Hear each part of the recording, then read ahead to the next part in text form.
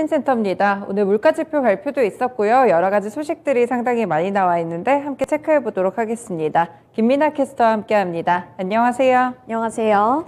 네, 첫 번째 소식은 아무래도 CPI가 될 것 같습니다. 어제 간밤에 저도 실시간으로 속보를 보면서 좀 어떻게 나올지 굉장히 촉각을 곤두세웠던 것 같은데 어떤 수치 나왔는지 분석해 주시죠. 네, CNBC 보도 내용이고요. Consumer prices rose less than expected in November, up 7.1% from a year ago. 네, 이번에 CPI 지수가 예상치보다는 낮게 나왔는데요. 자세한 수치 함께 살펴보시죠.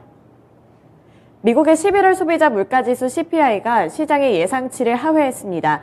7.1%를 기록하면서 전문가들의 예상치인 7.3%를 하회했는데요. 이번에 CPI가 이렇게 시장의 예상치를 밑돌게 되면서 인플레이션이 진정되는 모습을 나타내고 있습니다. 살펴볼 수 있었다시피 전문가의 예상치는 7.3%였고요. 이번에 발표된 수치는 7.1%로 밝혀졌습니다. 따라서 연준 쪽에서는 이번에 50bp 금리 인상 가능성을 더욱더 많이 고려를 할 것이라는 예상치가 나오고 있고요. 그렇게 될 경우에는 4연속으로 75bp 자이언트 스텝을 밟다가 이제 그 폭을 조금 줄이는 것으로 볼 수 있습니다. 하지만 외신 보도 내용에 따르면 그렇다고 해서 연준이 꼭 비둘기파로 변할 것이다. 이렇게만은 볼 수 없다고 보고 있는데요. 인플레이션과의 싸움은 계속될 것으로 보고 있습니다. 두 번째 문단 살펴보면서 어떠한 평가가 나오고 있는지 멘트 통해서 함께 살펴보겠습니다. 경제학자들은 개선된 인플레이션 지표가 수요일 제롬 파월 연준 의장의 발언을 더욱 강경하게 만들 수 있다는 전망도 제시를 했습니다. 우선 현재 시간 기준으로 수요일에 이제 연준의 의장인 제롬 파월의 발언이 나타나는데요. 여기서 인플레이션과의 싸움이 계속되면서 조금 더 비둘기파적인 발언보다는 약간은 예상했던 것보다 더 강경한 발언이 나올 수 있다는 전문가들의 전망이 나온 겁니다. 왜냐하면 이번에 발표된 이 CPI 지수 자체가 예상치를 하회하기는 했지만 절대적인 수치로 놓고 봤을 때는 아직까지는 높은 수준이라고 보고 있기 때문인데요. 따라서 금리 인상의 폭은 좀 줄어들 수 있지만 이 금리 인상은 당분간 지속될 수 있을 것으로 봤습니다. 또 경제학자들은 연준의 전망에서 앞으로 중요한 부분이 최종 금리를 어느 정도까지 볼 것인지에 대해서 힌트를 얻어볼 수 있는 이 새로운 정보가 중요하게 작용될 것으로 보고 있는데요. 우선 연준의 관계자들은 전망치를 4.6%에서 5%로 아니면 조금 더 높일 것으로 예상하고 있고요.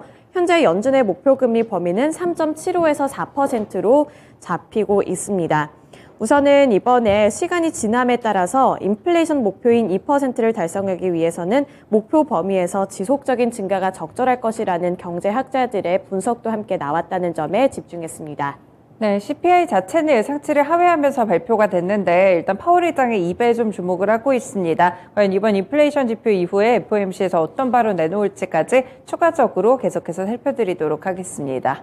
네, 두 번째 소식으로 넘어가 볼게요. 네, 오펙 측에서는 이번에 전 세계 원유에 관련돼서 수요와 공급을 좀 일정치를 그대로 좀 전망을 했다고요?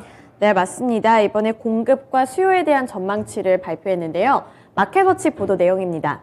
OPEC leaves forecast for oil demand growth unchanged in 2022 and 2023. 네, 오펙이 이번에 보고서를 발표를 했는데 우선은 수요와 공급과 관련되어 있는 내용들 하나씩 뜯어보도록 하겠습니다. 오펙이 월간 보고서 발표를 통해 비오펙 산유국들의 원유 공급량이 올해 하루 190만 배럴 그리고 내년에는 하루 150만 배럴 증가할 것으로 예상하면서 이전의 전망치를 대체적으로 유지를 했습니다. 우선 여기에서 이제 내년 글로벌 원유 수요에 같은 경우에도 대체적으로 이전의 전망치를 유지할 것으로 보고 있다. 이러한 평가가 대부분의 외신 보도 내용의 평가였는데요. 이번 보고서를 통해서 유럽연합의 러시아산 원유 금수 조치 시행과 서방 국가들의 러시아산 원유에 대한 가격 상한제 도입에도 수급에는 별다른 영향이 없을 것이라는 의견이 지배적이었습니다. 이어서 로이터 통신의 보도 내용 함께 살펴보도록 할 텐데요. 로이터 통신에서는 이 수요 전망치에 집중을 했습니다. 우선은 수요가 탄탄할 것으로 보고 있다는 부분이 로이터 통신의 입장이었는데요. 자세한 코멘트 함께 살펴보도록 하겠습니다.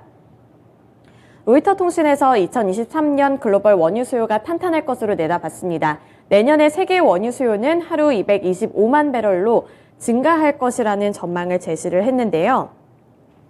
이유는 중국의 제로 코로나 정책 완화에 집중을 했습니다. 올해만 보더라도 이 중국의 제로 코로나 정책 때문에 원유 수요 둔화세가 좀 큰 폭으로 나타났었는데 2023년에는 이렇게 중국 쪽에서 제로 코로나 정책을 완화하게 되면서 원유 수요가 증가를 하게 될 것이고 따라서 하루에 225만 배럴로 증가할 것이라는 전망을 내놓은 겁니다. 우선 오펙 쪽에서는 전망치를 한동안 수요 전망을 내려잡았었는데 11월부터는 이렇게 전망치를 견고하게 잡고 있고요. 오펙은 이번 보고서를 통해서 아직 세계적인 불확실성은 남아있고 주요 국가들의 경제 성장에 대한 의구심은 남아있지만 앞으로 맞닥뜨릴 과제들을 상쇄시킬 만한 요인들도 분명히 존재하고 있다고 봤습니다.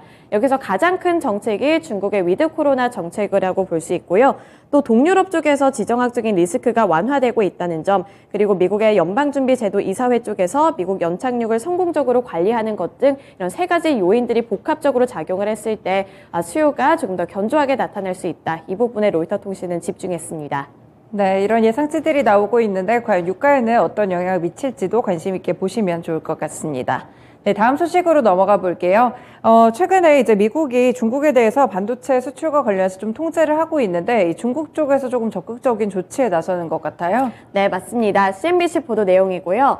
China brings WTO case against US and is sweeping chip export curbs and tech tensions escalate. 네, 중국과 미국 간에는 이 반도체를 향한 분쟁이 좀 지속이 되고 있는데 여기서 중국이 조금 더 적극적인 움직임에 나섰습니다. 자세한 코멘트 내용 기사 통해서 살펴보겠습니다. 중국이 세계무역기구 WTO에서 미국의 대대적인 반도체 수출 규제를 놓고 미국을 상대로 공방을 벌였습니다. 중국 상무부는 월요일 성명을 통해서 무역 분쟁을 확인을 하고 미국이 수출 통제 조치를 남용하고 이런 반도체의 정상적인 국제 무역을 방해하고 있다고 비난을 한 바 있는데요. 따라서 이러한 조치에 맞서기 위해서 세계무역기구인 WTO에서 미국을 상대로 분쟁을 시작을 한 겁니다. 이 WTO 분쟁은 법적 수단을 통해서 중국의 우려를 해결하는 방법이라고 설명을 하고 있는데요. 미국 정부 쪽에서는 자국의 수출 제한 조치가 국가의 안보를 위한 것이라고 주장을 해왔는데 중국에서도 여기서 좀 맞서는 모습을 나타냈습니다. 우선 이 평가를 봤을 때 세계무역기구가 광범위하게 정의가 될 수 있는 만큼 이 우려에 대해서는 예외를 갖고 있다고 보고 있고요.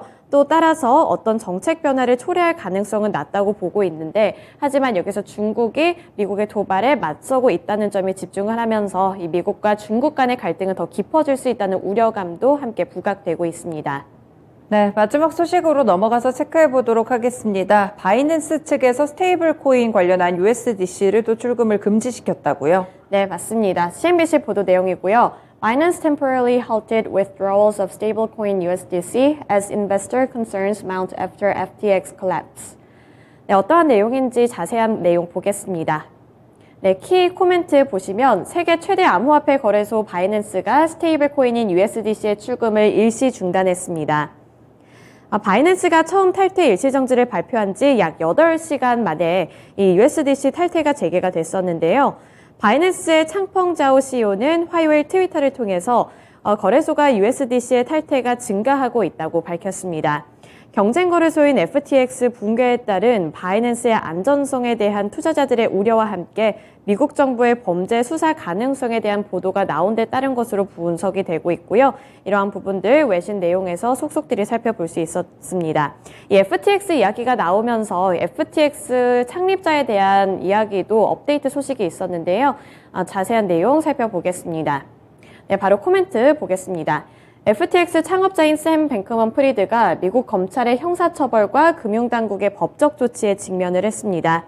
뉴욕의 검찰청에서는 현지 시간 13일 기준으로 뱅크먼 프리드에 대한 인터넷 뱅킹을 이용한 사기와 돈 세탁 등 8개 혐의로 기소한 공소장을 공개를 했는데요. 이 공소 사실이 모두 인정될 경우에는 뱅크먼 프리드는 최대 115년형을 받을 수 있다는 외신 보도 내용이 있었고요. 이 FTX 때문에 이런 가상화폐에 대한 우려감이 커진 만큼 이 법적 조치에 대한 관심도도 증가하고 있습니다. 네, 이렇게 물가 지표부터 가상화폐 시장까지 4가지 소식들 김민아 캐스터와 함께 봤습니다. 고맙습니다. 지금까지 글로벌 외신센터였습니다.